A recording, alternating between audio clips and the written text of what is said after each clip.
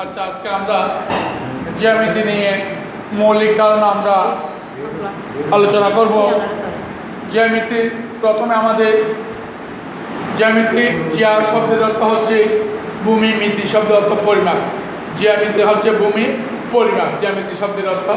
তাহলে জ্যামিতি যদি আমরা আলোচনা করতে যাই তাহলে আমাদের প্রথমে আমাদের রেখা সম্পর্কে আমাদের ধারণা থাকতে হবে। রেখাগুলো আমাদের এই টার্মগুলোকে আমরা বিভিন্ন সময় বিভিন্ন আখ্যায়িত করি।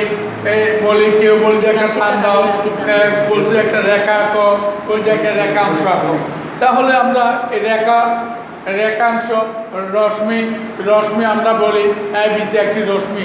আসলে আমরা পূর্ব ক্লাসে রশ্মি সম্পর্কে, রেখা সম্পর্কে, রেখাংশ সম্পর্কে আমরা বলছি, কিন্তু আমরা রেখা এবং রেখাংশ রশ্মি সেটা আমরা আইডেন্টিফাই করি নাই, ঠিকমতো আমরা চিহ্নিত করি নাই।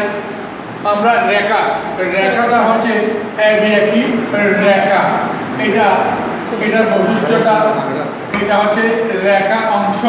এই রেখার মধ্যে এটা হচ্ছে রেখাংশ সিডি, আর রশ্মিটা হচ্ছে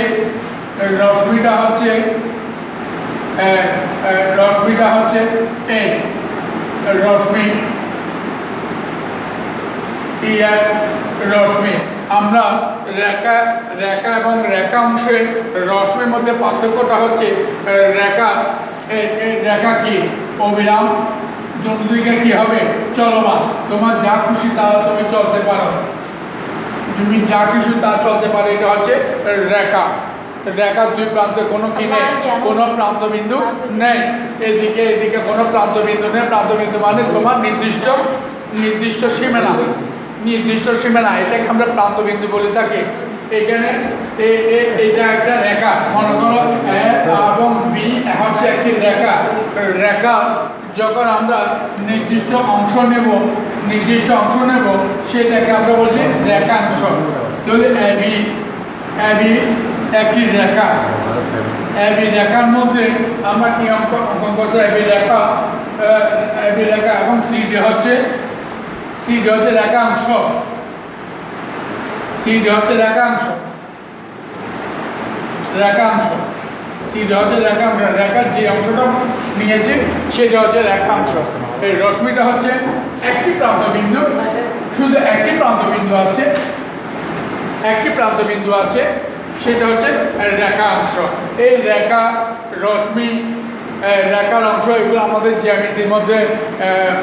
জ্যামিতির মধ্যে খুবই অত্যাবশ্যকীয় প্রয়োজন। রেখা হচ্ছে আমরা যখন এখন রেখা আমরা পেয়েছি, রেখাকে আমরা তিনটি ভাগে ভাগ করছি। একটা হচ্ছে রেখা, একটা হচ্ছে রেখাংশ, একটা হচ্ছে রশ্মি। কি হচ্ছে? এগুলো বৈশিষ্ট্য হচ্ছে রেখার কোনো প্রান্তবিন্দু নেই, দুদিকে উভয়ই তুমি চলতে পারবা,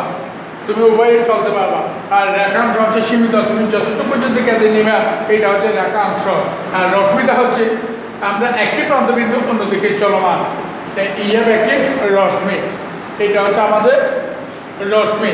আমাদের উভয় দিকে একদিকে চলতে পারবে রশ্মি, একদিকে চলতে পারবে। এটা হচ্ছে একটা রশ্মি,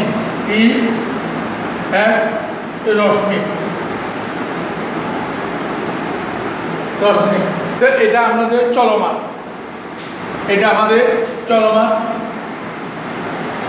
আমাদের চলমান। একদিকে প্রান্তবিন্দু আছে, দুই প্রান্তে কি এক প্রান্তে চলমান রেখা। এর মধ্যে আমরা এখন কোণ আমরা কিভাবে সৃষ্টি করি?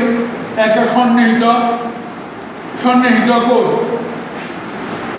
এই দুটি রেখা যখন এক জায়গায় মিলিত হয় এটাকে বলা সন্নিহিত কোণ, এটাকে বলা শীর্ষবিন্দু। এটা হচ্ছে সন্নিহিত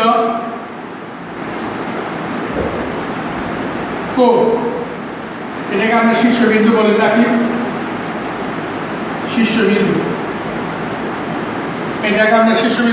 কোণ। দুটি রেখা যখন পরস্পর যদি একই জায়গায় মিলিত হয়ে যে বিন্দু সৃষ্টি হয় সেটাকে বলে শীর্ষবিন্দু। এটা হচ্ছে একটা সন্নিহিত কোণ। এটাই আমরা কোণকে আমরা কোণকে আমরা শ্রেণীবিভাগ করছি সমকোণ, সূক্ষ্মকোণ, স্থূলকোণ। এটা হচ্ছে সমকোণ, সূক্ষ্মকোণ, এটা হচ্ছে সূক্ষ্মকোণ, এটা হচ্ছে স্থূলকোণ। এটা বৈশিষ্ট্য কি? সমকোণটা হচ্ছে এক কোণের পরিমাপ হচ্ছে 90 ডিগ্রি। এক কোণের পরিমাপ হচ্ছে 90 ডিগ্রি। এটা হচ্ছে সূক্ষ্মকোণ, যাহা 90 ডিগ্রি থেকে ছোট। আর স্থূলকোণ হচ্ছে কি 90 ডিগ্রি অপেক্ষায় বড়, 200 কোণ অপেক্ষায় ছোট। এটা হচ্ছে সূক্ষ্মকোণ। প্রবৃদ্ধ কোণ, এটাকে আমরা প্রবৃদ্ধ কোণ বলে থাকি। প্রবৃদ্ধ কোণ কি 200 কোণ থেকে বড়, 400 কোণ থেকে ছোট। এটা হচ্ছে আমরা প্রবৃদ্ধ কোণ বলে থাকি। তারপর বিপরীত কোণ, এই কোণ সমান এই কোণ সমান এই কোণ। এটাকে আমরা বলছি কি? এটাকে আমরা বলছি বিপরীত কোণ। এইটা মান যদি এটা একটা কি বিপরীত কোণ। কয় সমকোণ? 4টি সমকোণ। কত ডিগ্রি? 360 ডিগ্রি। এটার পরিমাপ হচ্ছে 4টি সমকোণ সমান 360 ডিগ্রি।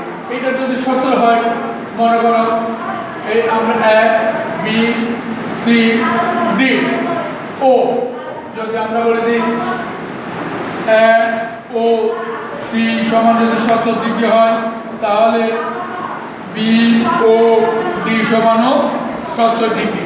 তাহলে আমরা এই মানটা আমরা বের করতে পারবো। আমরা যদি বলি যে কি বি ও সি এর মান কত ডিগ্রি, তাহলে আমরা বলতে পারি ইজিভাবে এটা 70 হলে এটা 70 তাহলে 140, তাহলে 360। আমাদের এই 4টি সমকোণের পরিমাপ আমাদের 360। তাহলে দুটি যখন বের করছি আর দুইটা আমরা অবশ্যই বের করতে পারবো। 360 140 থেকে 360 চলে গেলে 0 2 2 2। তাহলে এটাকে যদি 2 দিয়ে ভাগ করা হয়, 2 দিয়ে এখানে ভাগ করব, তাহলে 110 ডিগ্রি। 110 ডিগ্রি করে আমরা পেয়েছি। কেন পেয়েছি? আমরা 110 ডিগ্রি করে পেয়েছি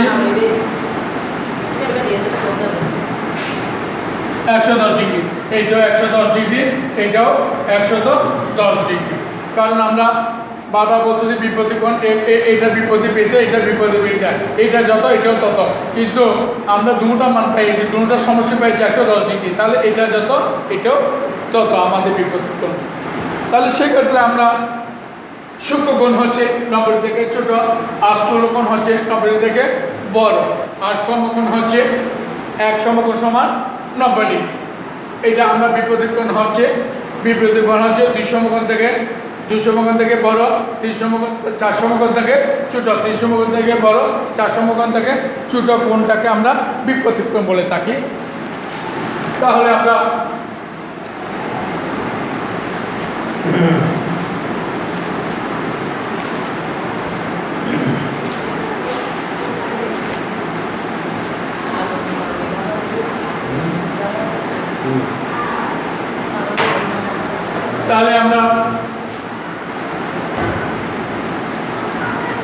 একই ত্রিভুজের পরিমাণ এখন আমাদের কোণ গেল, এখন আমাদের ত্রিভুজ আসছি।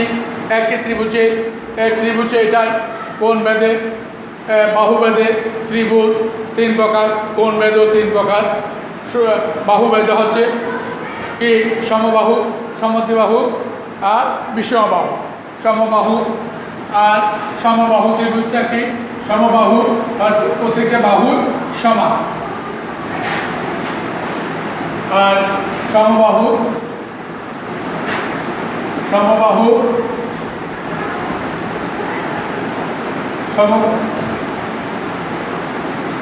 বিষমবাহু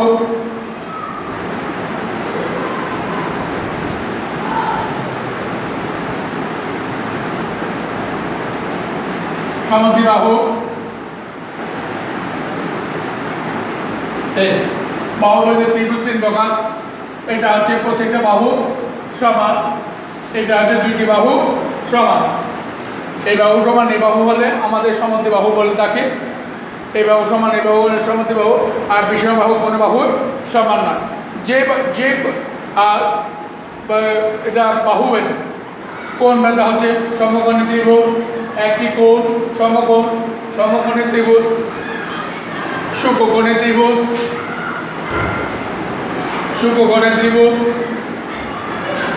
স্থূলকোণী ত্রিভুজ। এটা একটি কোণ অবশ্যই 90 ডিগ্রি হতে হবে, অপর দুটি কোণ সূক্ষ্মকোণ। সূক্ষ্মকোণ কেন বলছি? অবশ্যই আমরা বলছি 90 থেকে যে কোণগুলো হচ্ছে ছোটো সেগুলোকে আমরা সূক্ষ্মকোণী ত্রিভুজ বলে থাকি। আর সূক্ষ্মকোণী ত্রিভুজের প্রতিটি কোণের পরিমাপ হচ্ছে 60 ডিগ্রি। আর স্থূলকোণী ত্রিভুজের পরিমাপ হচ্ছে একটি কোণ 100 মুখোণ থেকে বড়, আর অপর দুটি কোণ সূক্ষ্মকোণ। এইটাই হচ্ছে আমাদের। তাহলে একটি ত্রিভুজের পরিমাপ হচ্ছে কত? 180 ডিগ্রি। 180 ডিগ্রি মানে কি আমাদের কত ডিগ্রি? 90 ডিগ্রি। 90 ডিগ্রি কেন লিখছি? দুইটি সমকোণ। তাহলে তোমাদের বিভিন্নভাবে স্টাইলে প্রশ্ন আসতে পারে। একটি ত্রিভুজের পরিমাপ কয় সমকোণের সমষ্টি? 2 সমকোণের সমষ্টি। তা না হলে এটা আসতে পারে একটি ত্রিভুজের পরিমাপ কত ডিগ্রি বা কয় সমকোণ, বা এইরকম আসতে পারে। তাহলে একটি ত্রিভুজের পরিমাপ অবশ্যই 180 ডিগ্রি। এখন আমাদের এটা হচ্ছে সমবাহু ত্রিভুজ, প্রত্যেকটা বাহু সমান। প্রত্যেকটা বাহু সমান হলে অবশ্যই কোণগুলো সমান। বাহু সমান হলে তার বিপরীত কোণ অবশ্যই সমান হবে। তাহলে সমদ্বিবাহু ত্রিভুজে এই বাহু যদি 70 হয়, এই বাহু 70, প্রত্যেকটা যেহেতু আমাদের কি এই বাহু সমান এই বাহু, তাহলে বাহু সমান হলে বিপরীত কোণগুলো সমান। তাহলে এটা যদি 70 হয়, এটাও 70, তাহলে এটা কত হবে? তাহলে 180 থেকে যদি 140 চলে যায় তাহলে কত হয়? 40 ডিগ্রি। তাহলে 70 থেকে 140, 40 70 সাথে 140, 40 সাথে 40 যোগ করলে কত? 140 ডিগ্রি। তাহলে সমদ্বিবাহু ত্রিভুজের প্রত্যেকটি কোণ হয় সমবাহু ত্রিভুজের প্রত্যেকটি কোণ হয় কি সমান। এইটাও সাইড, এইটাও সাইড, এইটাও সাইড। যেহেতু বাহু সমান হলে কোণগুলো অবশ্যই সমান হবে। সমদ্বিবাহু ত্রিভুজে সেক্ষেত্রে আমরা বলতেছি বারবার, তাহলে কোণ যদি সমান হয় তাহলে বিপরীত কোণ, বাহু যদি সমান হয় বিপরীত কোণ অবশ্যই সমান হবে। তাহলে এই কোণ সমান, এখন এটা 70 হলে এটাও 70 ডিগ্রি। তাহলে সেক্ষেত্রে আমরা কিছু ম্যাথে চলে যাই। জ্যামিতির মধ্যে জ্যামিতি হচ্ছে আমাদের আসলে গণিত থেকে একটু কঠিন বিষয়, কারণ চিত্রের মাধ্যমে যে কোনো চিত্র হচ্ছে মনের ভাবের কথা বলে, মনে ভাব প্রকাশ করে। তাহলে আমরা যদি এটা তাহলে বলছি যে এই কোণের পরিমাপ কত ডিগ্রি। তাহলে আমরা একটা চিহ্ন ইন্ডিকেট করে দিচ্ছি। ইন্ডিকেট করছে ABCD। আমরা পাচ্ছি OACD এর মান কত ডিগ্রি। তাহলে আমরা এখানে এটার মান আমরা 70 ডিগ্রি বললাম। তাহলে আমরা বলছি ACD এর মান কত ডিগ্রি? ACD এর মান তাহলে আমাদের বের করার কৌশল আমরা আগে কি বলছিলাম, এটা কি করছে, এটা ইন্ডিকেট করার একমাত্র কারণ হচ্ছে, ইন্ডিকেট মান চিহ্নিত করার একমাত্র কারণ হচ্ছে এই দুটো অংশমান। যেহেতু আকার মধ্যে রেখাগুলো হয়তো আমরা যেহেতু জ্যামিতিতে কম্পাস দিয়ে আঁকা হয় নাই, সেহেতু আমাদের আকার মধ্যে একটু কি থাকতে পারে, ব্যাস কম থাকতে পারে। সেই জন্য আমরা ইন্ডিকেট করে দিয়েছি এই বাহু সমান এই বাহু। তাহলে সেই ক্ষেত্রে এটা 70 হলে এটা অবশ্যই 70। তাহলে এটা কত হবে? 70 কাছে চলে গেলে 80 ডিগ্রি। তাহলে বহিস্থ কোণের পরিমাপ হচ্ছে বিপরীত অন্তস্থ কোণের যোগফল। বিপরীত অন্তস্থ কোণের যোগফল। তার বিপরীত এটা অন্তস্থ কোণ কোনটা? এই দুইটা। তার বিপরীত অন্তস্থ কোণের যোগফল। তাহলে এই দুটো যোগ করলে কত হয়? 110।